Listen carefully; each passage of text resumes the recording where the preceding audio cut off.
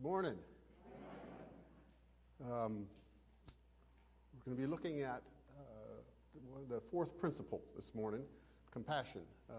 We've been studying the principles in Sunday school class each month, and I thought it would be a good idea after reciting them every morning as a group to maybe dive in a little deeper on the ideas that are held up in those principles and see what we can gather from them, see what we can gain from them. The principle this week is compassion. And the title of the message is Compassion. I understand. I understand. Part of the class that we teach, we start out every week with every lesson with a definition of the principle. My wife taught me this, that there's a lot of words that I think I understand until I look them up in the dictionary. And then all of a sudden it takes on a much larger meaning. It takes on, and sometimes a much different meaning. We ran into that with the word humility as well.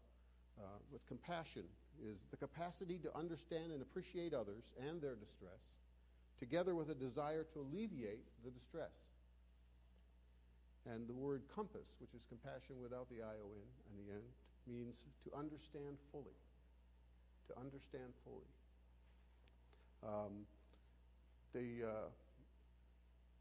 Understanding will take us to a level of compassion. Whatever our understanding is will take us to a level of compassion that each of us lives within.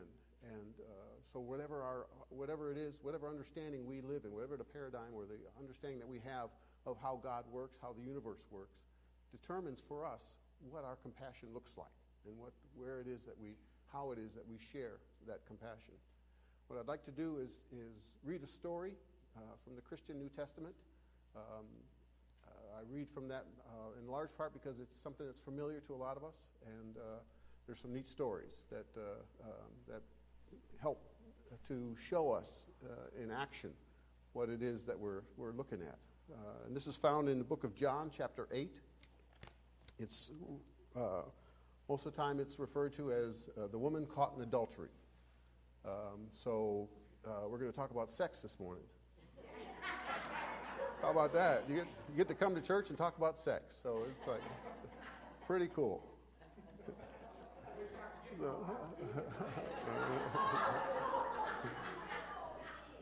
All right. John 8, verse 2. Early in the morning, Jesus came again to the temple. All the people came to him, and he sat down and taught them.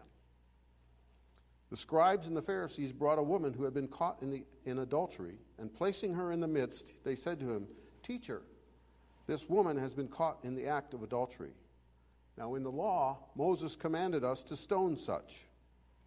What do you say about her?" This they said to test him, that they might have some charge to bring against him. Jesus bent down and wrote with his finger on the ground. And as they continued to ask him, he stood up and said to them, "Let him who is without sin among you be the first to throw a stone at her." And once more he bent down and wrote with his finger on the ground. But when they heard it, they went away, one by one, beginning with the eldest. And Jesus was left alone with the woman standing before him. Jesus looked up and said to her, "Woman, where are they? Has no one condemned you?" She said, "No one, Lord." And Jesus said, "Neither do I condemn you. Go and do not sin again." The story gives us a wonderful picture of what compassion looks like in so many different ways. Let's get a little background on where this story happens. The day before, or the chapter before, John 7, describes the day before this. The scribes and the Pharisees are trying to round Jesus up because they're tired of him teaching all these things that are different than they teach. In large part because they're challenging what they believe is true. And another part, they earn their money by teaching what they believe is true. And if the people aren't listening to them, they're not earning money. So there's some conflict there. And so the chief priests and the Pharisees said, "Bring him here. We want to talk to him." So they sent out people to round him up and bring him in. And these people came back to the chief priests and the Pharisees, and they said, and the chief priests said, "Where is he? Why don't you have him with you?" And the people he sent to get him said, "You've never heard anybody talk like that. You've never heard anybody teach the way he's teaching." And the chief priest says, "You're going to what? You're going to change to do what they're doing?" And they were beside themselves in unbelief. What are you doing? So they had to plot again. They had to figure out another way to get to Jesus and to try to destroy his image among the people so that they could get their place back in their minds as the teachers, as the ones presenting the truth.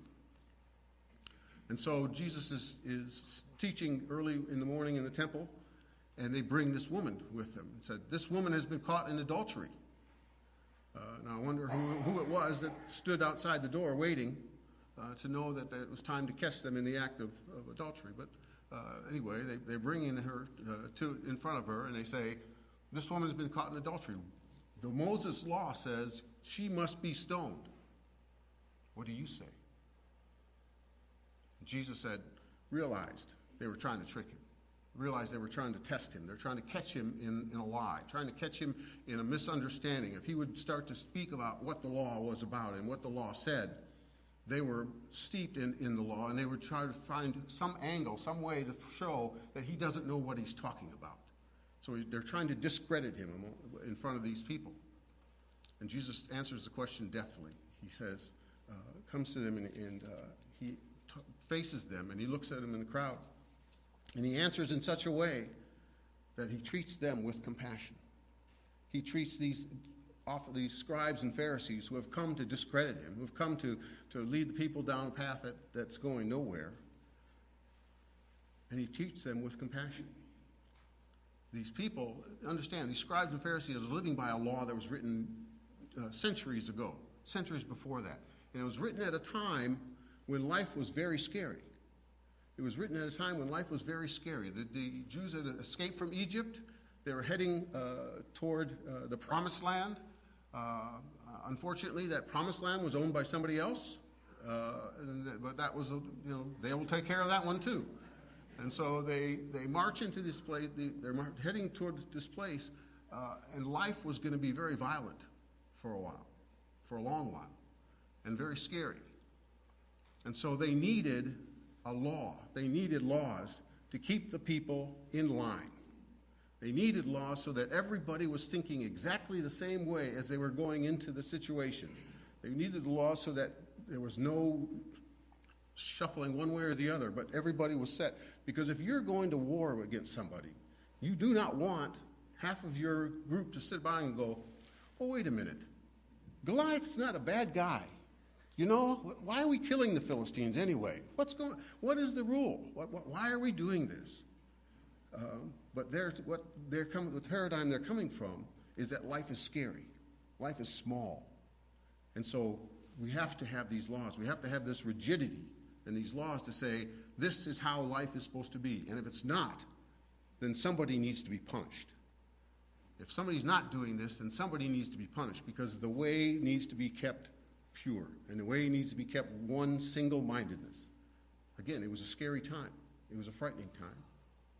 And Jesus realized this. He realized that all these people who had come to him to try to trip him up, to try to discredit him, were living in that idea. They were living with that understanding of God.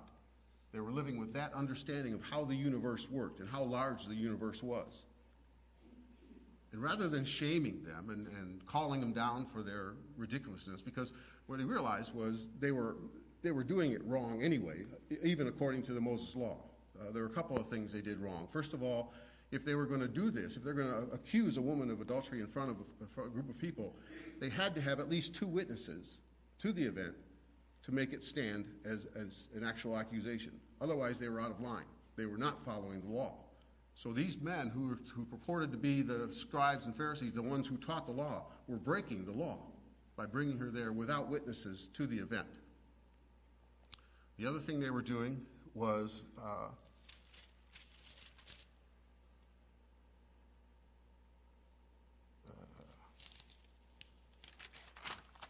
I lost my other thought.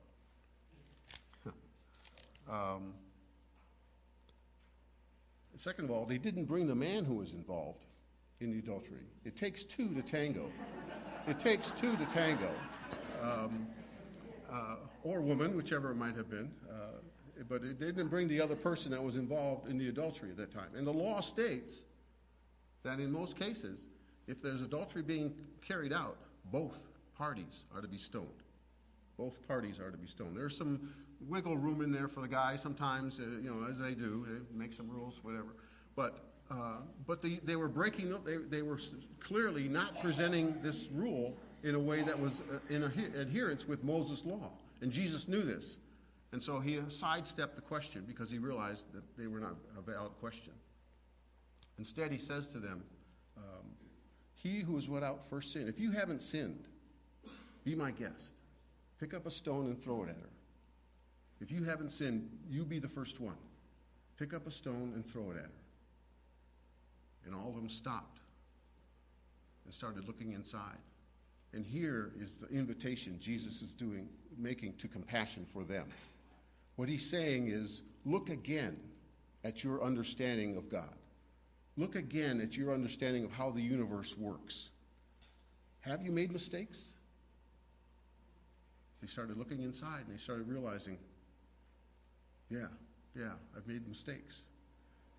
And along with that, they realized the world hasn't collapsed. The universe hasn't collapsed because I've made mistakes. It's bigger maybe than I anticipated. It's bigger than what I've believed all this time. There wasn't a need for this dire punishment because somebody made a mistake. Jesus was inviting them to be compassionate with themselves. He was inviting them to see life in a different way, to expand their understanding of God, to expand their understanding of how the universe worked. And the Bible says that they started to walk away. They started to realize inside, I can't throw the stone. What's interesting is they said the older people in the group, the eldest people that were there, were the first to leave.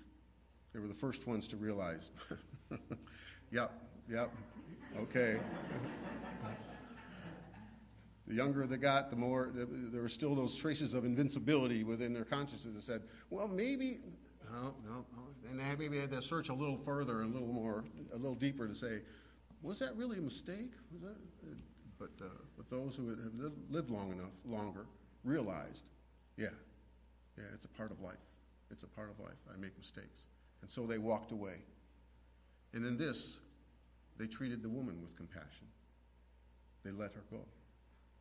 They stopped what they had intended to do, and they treated her with compassion. And the reason they were able to treat her with that compassion was that their understanding of God had expanded. Their understanding of how the universe worked had grown. And the way it had grown is they'd been invited to look inside. They'd been invited to stop and look inside and say, all this rambling that I've got going on, all this noise that I've got going on in my head and the ways that I think that life should work, maybe there's a different way. Maybe there's a different way. And so they walked away. And so we see compassion being shared. Jesus with those who would discredit him, with those who would stone this woman. And then those who would stone the woman, compassion towards her by walking away. I say, okay, let it go. The other act of compassion is Jesus' interaction with the woman. Jesus looks at the woman and says, is anybody here to condemn you? And the woman says, no, there's nobody here. And that is part of compassion. He says, I don't condemn you either. I don't condemn you either. And it's important to realize that compassion is not niceness. Compassion is not niceness. Niceness is based on a lie that I tell myself that everything's just okay. That everything I do is just okay, and everything everybody else does is just okay, because I just want to keep peace, and I don't want any noise, and I don't want any questions, and so when I'm nice, I lie to myself, and I say, no, they didn't do it. They didn't do anything wrong. They didn't do anything wrong. I didn't do anything wrong. Compassion is based on the truth. Yes, I did something wrong. I did make a mistake. I did make a mistake. And I'm forgiven. I did make a mistake and I'm forgiven. And this is the first lesson that he teaches her. If he had said to her, no big deal. There's no big deal. She doesn't learn anything.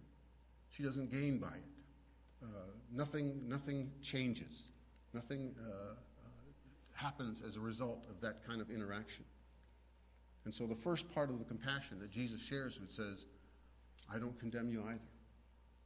The mistake that you've made, the universe has not collapsed. The world is not falling in on itself because of the mistake you made. You're forgiven. And then he does a very important thing, the next step in compassion. He says, go and don't make that mistake again. Learn how to live differently. Learn how to live differently. If he had left it at just, okay, you're forgiven, and gone on, she would have been stuck in that same paradigm, that same circle again and again and again. Instead, he invited her to look inside. He invited her to look inside and to say, there's more there that you are than you realize. There's more there that you are than you realize. Your understanding of who God is, your understanding of who you are, can expand. And those mistakes don't have to be repeated. And he invited her to look inside, to find the divine within her, and to grow to a place where she could change her habits, change the things that she did, change the way she sees life that called on this activity to be a part of her life. And that is compassion. There is a kind of a spiritual tension in there where it says, whatever I do, I'm forgiven for. I want to do better. And so the tension of improving, wanting to know myself deeper, wanting to know myself, know God more, so that I don't have to keep making the silly mistakes that I make, not judging people, not doing the things that I do, and yet being compassionate with myself at the same time and not condemning myself for those things. That is the beauty of compassion, and that is the power of compassion. Because it's not just, oh, it's okay. It's okay. It's an invitation to go deeper. It's an invitation to look at life more deeply and say, God is more than I thought. The universe is more than I thought. There's more for me to enjoy. There's more for me to get to do and get to be. Those things that I've blocked from myself, those ideas, those beliefs in myself and in others around me, have kept me from enjoying life as much as I could. Compassion says, come on in. Come on in and see just how big God can be. Now, how do we develop this quality of compassion or allow it to see? First of all, we realize that the reason we practice compassion is because the divine is compassionate. We see that as an attribute of the divine, and since we are one with the divine, it is an attribute of ourselves. So when I'm not being compassionate, I'm denying who I am. I'm limiting who I am. I'm limiting the expression of who I can be. And how can I develop it? How can I foster that sense of compassion? And there are a lot of ways, a lot of different ways. One of the neat things about being able to speak here is I get to think about these things. And all week, I'll sit there and find myself in traffic, which is one of my favorite places, or other places, and something will happen, and I'll be ready to just pull the trigger and and the word will come to me, compassion. I got to talk about compassion. And so I stop. The neat thing is that it finally starts working. All of a sudden, I start saying compassion before I start reaching for the trigger. And I start realizing, wow, it is that big. It is that big. Life is that big. I don't have to explode on because of that or be afraid that the world's going to collapse because that happened. And so I remind myself of who I am.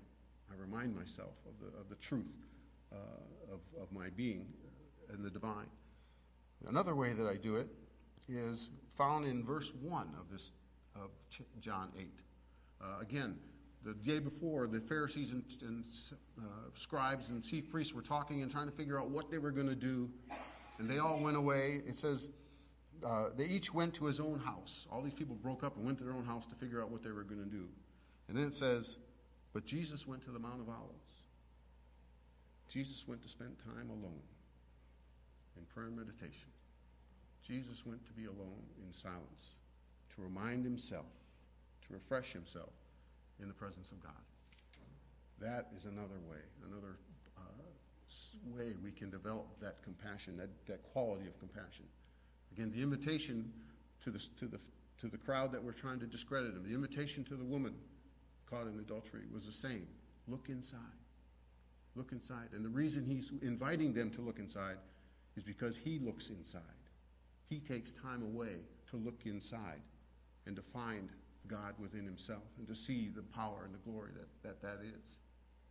And that allows him, that energizes him to be able to share that with another because he does it himself. And so it's the perfect sharing of intimacy and of truth, because it's my truth I'm sharing. It's my reality. And I'm not telling you what to do or what should be done. I'm telling you what is done and what happens when I do it. And that's the power that Jesus shares with compassion. So practicing, taking time, it takes an investment in time and effort to go inside with courage, to go inside with honesty, and to discover that power that we are, to discover how big God is. The power and the beauty of compassion. It tells me I'm enough.